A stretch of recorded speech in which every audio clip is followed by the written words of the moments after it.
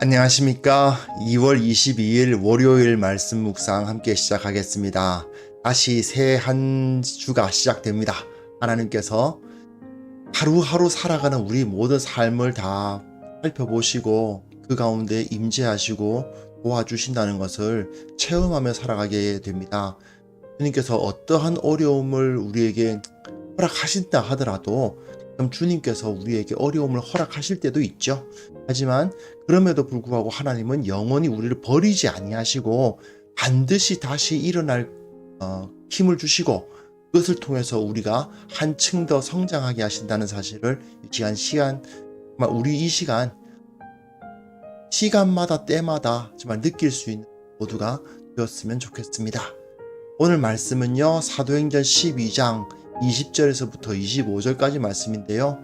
사실은 예루살렘 교회가 핍박을 당하고 그런 어려움을 당하고 있었던 이야기지만 그 가운데 교회를 핍박한 자가 어떤 최후를 맞이하였는가를 통해서 하나님의 영광은 어떻게 나타나는지를 확인하는 시간이 되었으면 좋겠습니다. 그럼 이 시간 함께 말씀을 보겠습니다. 헤롯이 두로와 시돈 사람들을 대단히 노여하니 그들의 지방이 왕국에서 나는 양식을 먹는 까닭에 한 마음으로 그에게 나아와 왕의 침소 맡은 시나 블라수도를 설득하여 화목하기를 청한지라. 헤롯이 나를 택하여 왕복을 입고 단상에 앉아 백성에게 연설하니 백성들이 크게 부르되 이것은 시의 소리요 사람의 소리가 아니라. 헤롯이 영광을 하나님께로 돌리지 아니하므로 주의 사자가 곧 치니 벌레에게 먹혀 죽으니라. 하나님의 말씀은 흥왕하여 더하더라. 바나바와 사울이 부조하는 일을 마치고 마가라 하는 요한을 데리고 예루살렘에서 돌아오니라.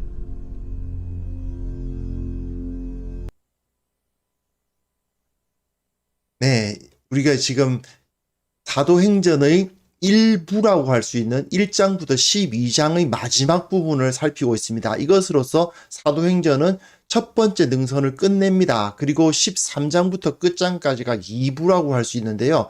지금까지는 이 예루살렘에서 유대인들의 교회에 어떤 일이 있었는가를 살펴보고 그리고 그것을 통해서 하나님께서 어떤 일을 하셨던가를 이야기하는 부분이라고 할 수 있고요. 그리고 이후에는 이제 이방인 교회에게 어떤 역사가 일어났던가를 설명을 하기 시작할 겁니다. 여하튼 예루살렘의 교회는 어떤 일을 겪었습니까? 처음에 이제 어떻게 시작했는지 기억나시나요? 오순절의 그 역사한 분으로 말미암아 시작을 했고 여러 가지 박해를 받았지만 오히려 복음의 지경이 넓어져 갔고 그리고 마지막까지 박해를 받지만 그럼에도 불구하고 예수 그리스도의 모습이 그들 가운데 온전히 나타나면서 이방인 교회에게 그 바통을 물려주었다 하는 이야기를 하고 있다고 생각하시면 되겠습니다. 자, 오늘 본문은 이제 이 교회를 핍박했던 원흉 헤롯이 어떻게 되었는가를 설명해 주고 있는 부분이죠. 20절 보시면요. 이 헤롯이 두로와 시돈 사람들을 대단히 노여워했다고 되어 있습니다.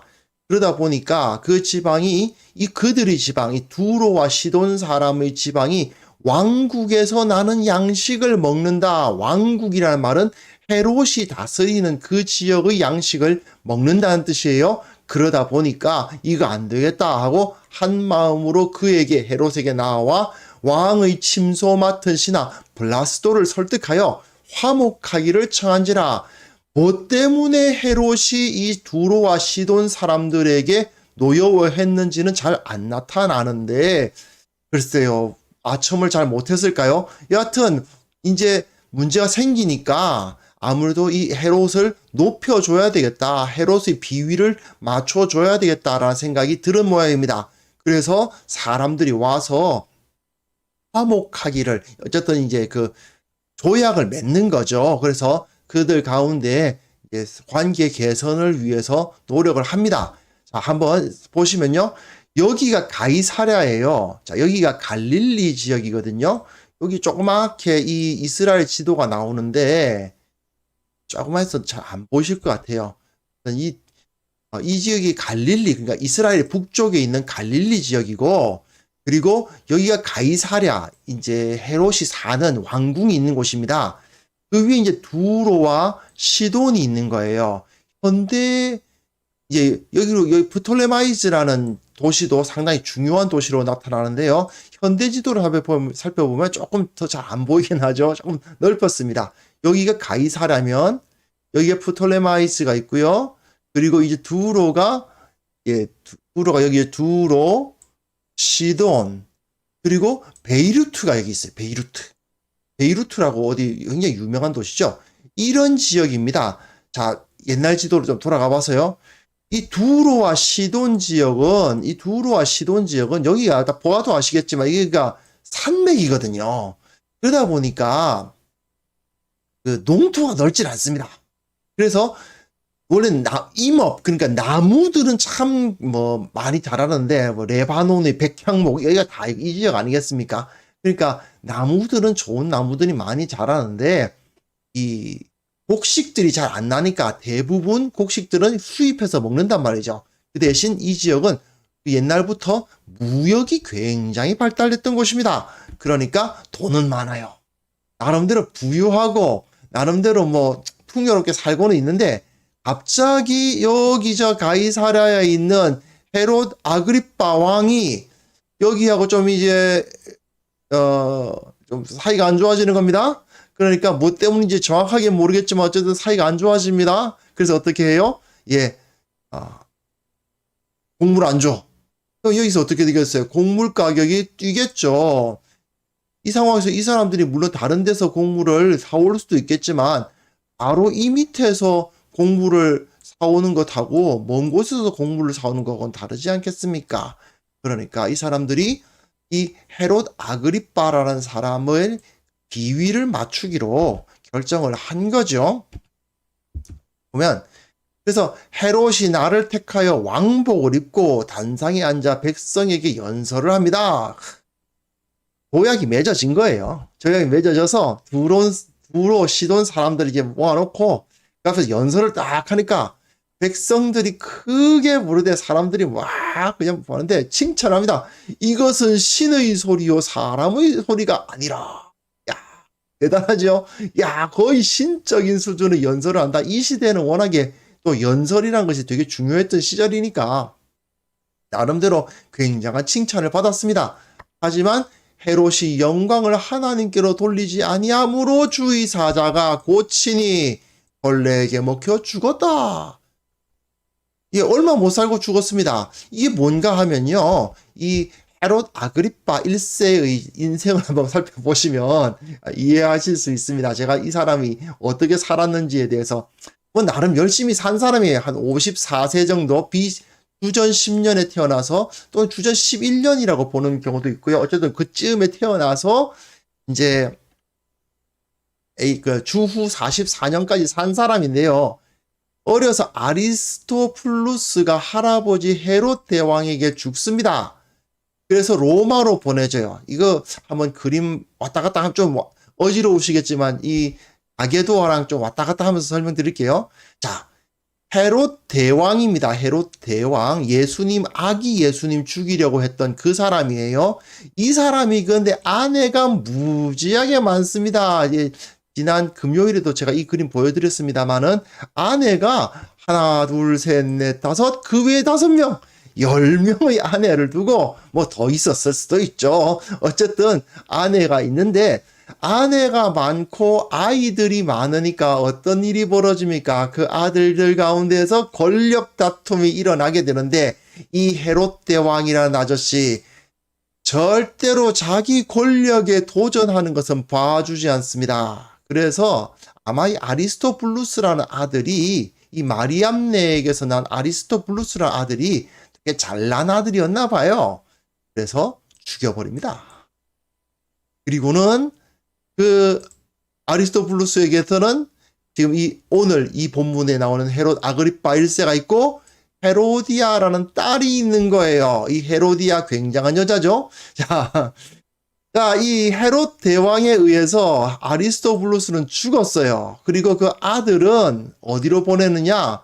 내 밑에서 크면은 얘도 위험한 녀석이다. 그래도 어린 손자까지 죽이긴 좀 그렇잖아요. 그러니까 이 어린 손자는 로마 멀리 저기 이탈리아 반도 멀리 가버려. 보내버립니다. 그리고는 뭐 딸이야 뭐 위협될 게 없죠. 내버려 둔 겁니다. 결국 이 헤롯 대왕 죽습니다. 죽고 수많은 아들들 중에서 요 세 명이 왕이 되죠. 헤롯 아켈라오, 헤롯 안티파스, 헤롯 필립. 이 세 사람이 왕이 됩니다. 그런데 요 죽은 아리스토블루스의 딸인 헤로디아가 원래는 빌립 1세 첫째 빌립하고 결혼을 했었는데 이 헤롯 대왕 아들 중에 빌립이 2명이나 있었던 거예요. 그 첫째 빌립이 있고 둘째 빌립이 있는데 이 첫째 빌립하고 결혼을 했었는데 이 굵은 선이 이제 결혼했다는 뜻이에요. 결혼을 했었는데 요 아저씨가 왕이 안 돼서 그랬는지는 모르겠는데 이 아저씨랑 헤어지고 헤롯 안티퍼스랑 결혼을 합니다. 비록 어머니는 다르지만 아버지가 같지 않습니까? 삼촌지간이란 말입니다. 삼촌한테 결혼을 한 것도 어처구니가 없는데 그 삼촌하고 이혼하고 다른 삼촌하고 결혼을 했어요. 왕이 되신 삼촌에게. 예. 이 헤롯 대왕이 다스리던 이 영토를 셋으로 분할해가지고 하나, 둘, 셋 분할해가지고 나누어가지고는 이제 통치하고 있는데 이 헤로디아는 왕 안 된 남편은 차버리고 왕 된 남편하고 결혼을 한 거죠. 그렇게 살고 있습니다. 그동안 여동생은 그렇게 왕 된 삼촌이자 매형하고 잘 살고 있는데 이 헤롯 아그리빠는 로마에서 뭐 하고 있었느냐? 로마에서 칼리굴라 3대 황제입니다. 3대 황제. 그리고 4대 황제 클라우디우스 이 사람들하고 친교를 맺으면서 자기 입지를 세워 나갔던 겁니다. 결국 인간관계를 막 이제 돈독해 가면서 권력자들 밑에 빌붙어서 그들의 힘을 얻으려고 노력을 한 거예요. 그렇게 됐는데 자, 다시 한번 보시면요. 요 빌립 2세, 그러니까 3명이서 왕을 하는데 요 첫 번째 아켈라오는 쫓겨나가지고는 요 지역을 로마 총독이 직접 다스려요. 그리고 헤롯 안티파스는 이제 헤롯 아들이니까 다스리고 있고, 빌립이 죽습니다. 죽으니까 칼리굴라, 그 당시에 이 칼리굴라가 황제가 됐거든요. 빌립이 죽었을 때. 그러니까 어떻게 하느냐? 요 빌립, 자기 삼촌이죠. 다른 뭐 이제 어머니, 그러니까 어머니는 다른 삼촌이지만 어쨌든 그 삼촌에게 가서 삼촌에게 간 게 아니라 이 칼리굴라 황제의 힘을 믿고 요 빌립이 다스리던 땅의 통치권을 자기가 받게 됩니다. 요 지역을 이제 딱 차지를 해요. 그 다음에 어떻게 되느냐? 요 다음이 중요합니다. 그 다음에는요, 삼촌이자 매형이죠. 헤롯 안티파스를 칼리굴라에게 고발해버려요. 왜? 반역을 꾀한다고. 진짜로 반역을 꾀했을 수도 있고, 안티파스가 안 했을 수도 있는데, 뭐, 반역을 꾀했나 보죠? 꾀했나 봅니다. 어쨌든, 이제 로마로부터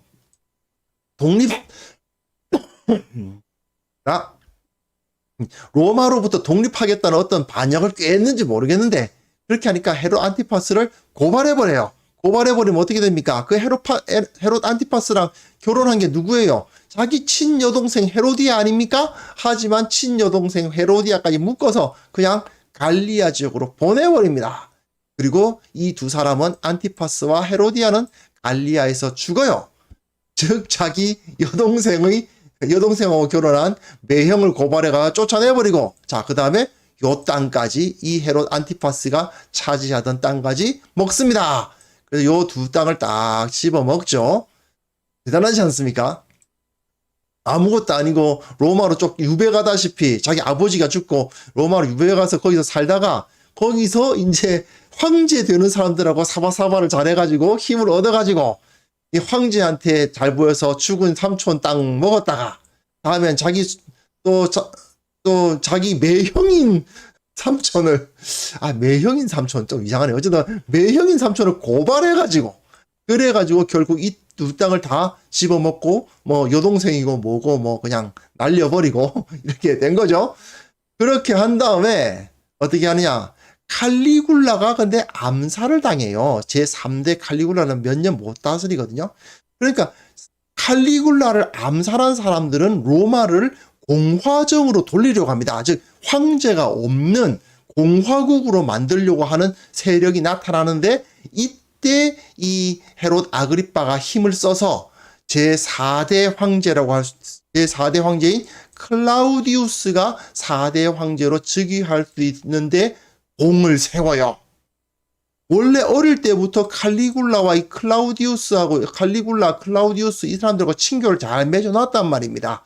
그러니까 칼리굴라가 암살을 당하니까 클라우디우스가 황제가 되는데 상당히 도움을 주면서 거기서 공을 세웁니다. 그러면서 결국은 요 세 곳을 로마 총독이 다스리던 땅까지 딱 차지하면서 자기 할아버지가 차지했던 그 땅을 수복하는 셈이죠. 뭐 힘으로 수복한 게 아니라 이 인간관계로 그 황제들을 잘 세워줌으로 말미암아 이렇게 자기 땅을 유대와 갈릴리와 사마리아 땅을 차지하게 된 겁니다. 대단한 사람이죠.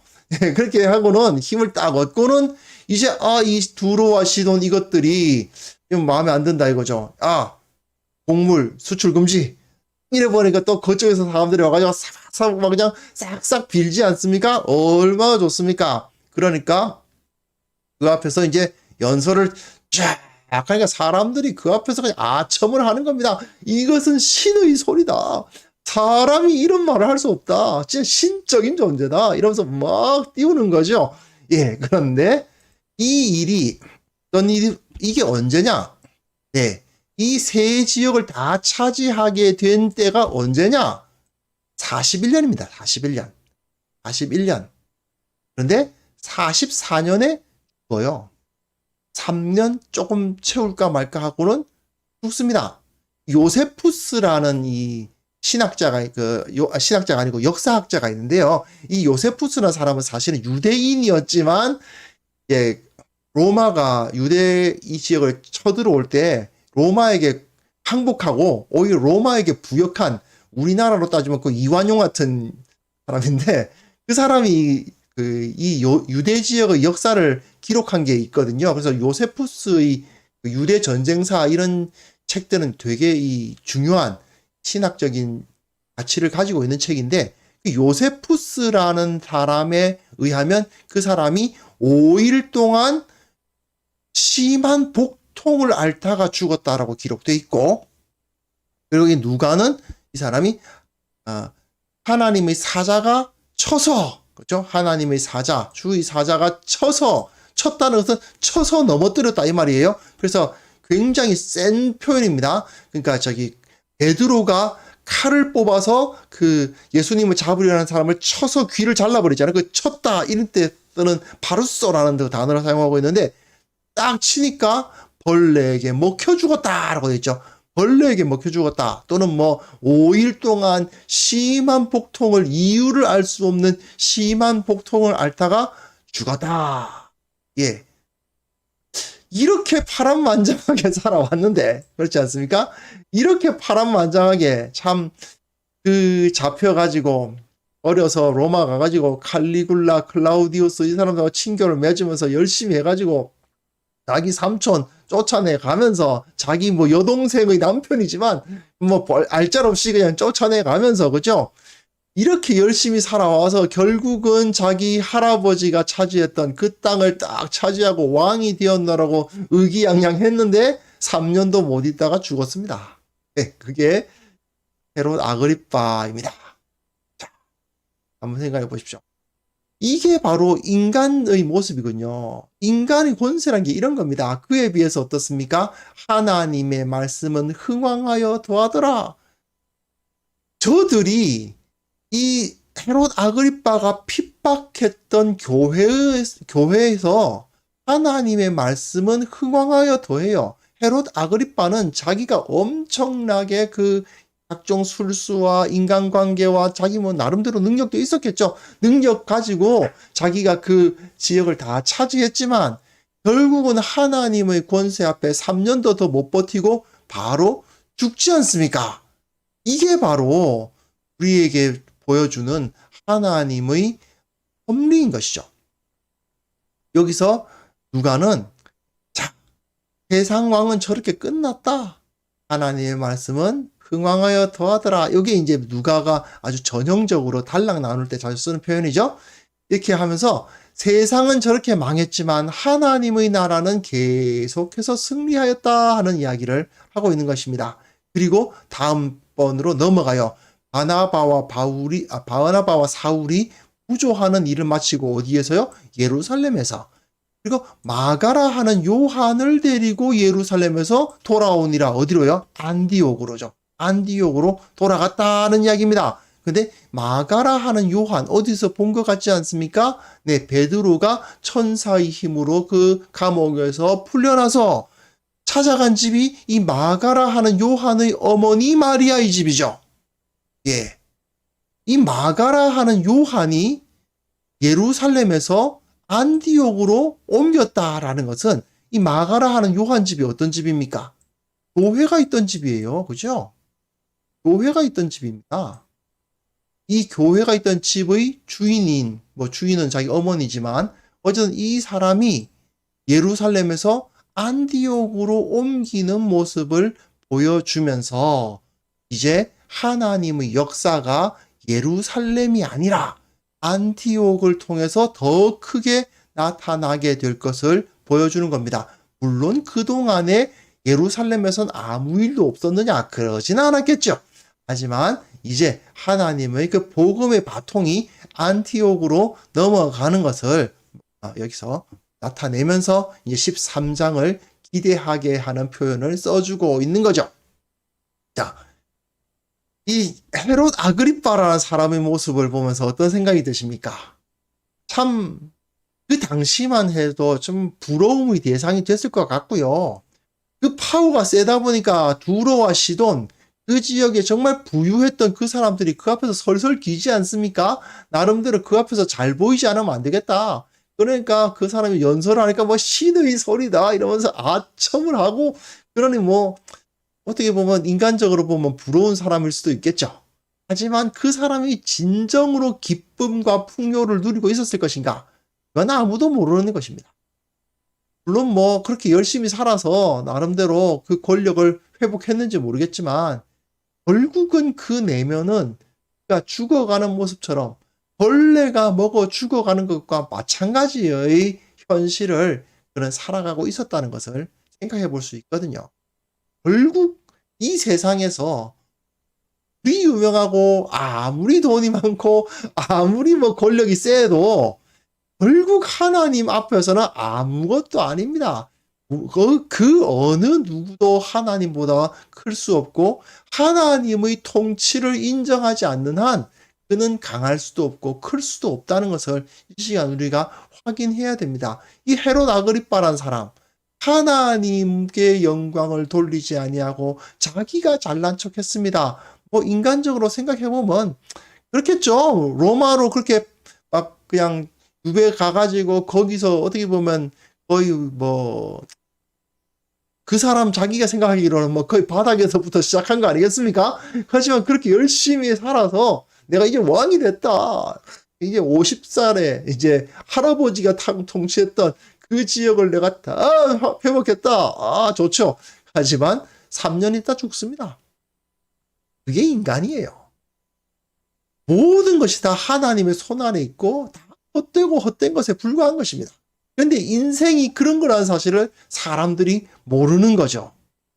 우리 인생에서 가장 중요한 것이 무엇일까요? 내가 커지고 부유해지고 유명해지는 것일까요? 예. 진정 가치 있는 것에 대한 확인을 할 필요가 있습니다. 우리가 하나님의 뜻에 순종하고 주님께서 나를 다스리시면 참된 기쁨과 안식과 풍요를 얻을 수 있습니다. 하지만 하나님을 대적하고 하나님보다 내가 더 크다고 생각하고 내 힘으로 내가 이 영광을 얻었다고 막 자화자찬하면서 자긍하면 결국은 거짓된 풍요와 불안에 떨다가 마지막에는 파멸하게 된다는 사실을 우리는 반드시 기억해야 됩니다. 하나님만이 온 세상의 주인이십니다. 우리가 하나님을 섬기지 아니하면 어떠한 소망도 없다는 것을 이 시간 다시 한번 확인하시면서 주님께서 나를 다스리시고 주님께서 나의 주인이시다 하는 것을 인정하면서 주님의 인도하심을 받기 위해 최선의 노력을 다하기 원합니다. 이런 기도 함께 하는 시간 가졌으면 좋겠습니다. 이 시간 함께 기도하겠습니다.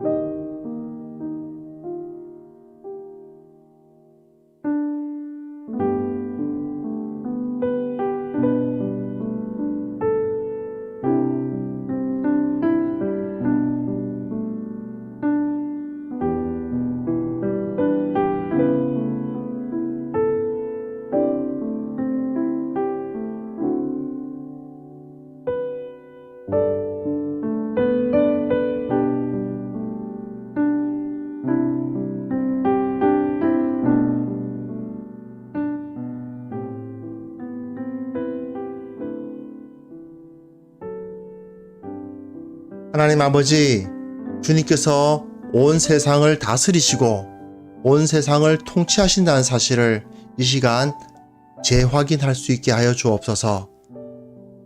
주님을 인정하고 세상이 아니라 하나님을 두려워하는 자들 되게 하여 주시옵소서. 우리가 세상의 권력자들을 부러워하거나 두려워하는 어리석은 삶을 살지 않도록 도와주시고 오직 하나님께서 나를 지키고 계시며 나를 불꽃 같은 눈으로 감찰하고 계신다는 사실을 기억하며 오직 주님을 섬기고 주님만을 두려워하고 주님만을 따르는 자들이 되게 하여 주시기를 원하옵고 바랍니다. 하나님 아버지, 우리 어리석은 눈에는 참으로 멀리 보지 못하고 본질을 꿰뚫지 못하는 눈에는 세상의 악인들이 득세하는 것처럼 보입니다. 세상에서 각종 권모술수를 사용하는 사람들이 잘 되고 그 사람들이 부유해지고 그 사람들이 능력이 있어지는 것처럼 보입니다. 참으로 선한 삶을 선택하는 것은 어리석어 보일 때도 있습니다. 아버지, 그러나 그 모든 것이 하나님의 뜻 안에서 바로잡힌다는 사실을 깨닫게 하시고 하나님께서 가장 좋은 길로 우리를 인도하신다는 사실 온전히 믿고 두려움 없이 따르게 하여 주옵소서. 아버지 하나님, 또한 원하옵기는 이 세상을 다스리는 자들이 주님을 두려워하기를 원하나이다. 이 땅에 있는 여러 지도자들, 정치 지도자, 또한 경제적인 영향력을 가지고 있는 사람들, 각계각층의 지도자들이 하나님의 권세 앞에 무릎 꿇게 하여 주시고 하나님의 뜻을 따르는 자들이 되게 하여 주시고 그들이 하나님을 두려워함으로 말미암아 우리가 살고 있는 이 땅을 진정한 평화와 진정한 기쁨으로 넘치는 땅으로 만들어갈 수 있도록 도와주시옵소서. 하나님의 뜻에 의해서 모든 것이 이루어지는 것을 보게 하여 주시고 하나님의 뜻에 어긋나는 행동과 어긋나는 판단과 어긋나는 결정을 했을 때에 하나님께서 치심으로 말미암아 그들이 하나님의 권세 앞에 무릎 꿇는 역사가 일어나게 하여 주옵소서. 아버지께서 오늘 이 시간 주님 앞에 무릎 꿇고 주님의 말씀 앞에 선 모든 성도들 한 사람 한 사람 찾아가 주시고 주님의 평안과 주님의 기쁨으로 채워주시고 무엇보다도 이 세상 가운데 그 어떠한 것도 두려워하지 아니하고 그 어떠한 것도 부러워하지 아니하고 하나님의 뜻을 따라서 기뻐하며 살아가는 성도들 다 될 수 있도록 은혜 위에 은혜를 부어 주옵소서. 주님께 홀로 영광 받으시기를 원하오며 예수 그리스도 이름으로 기도합니다. 아멘.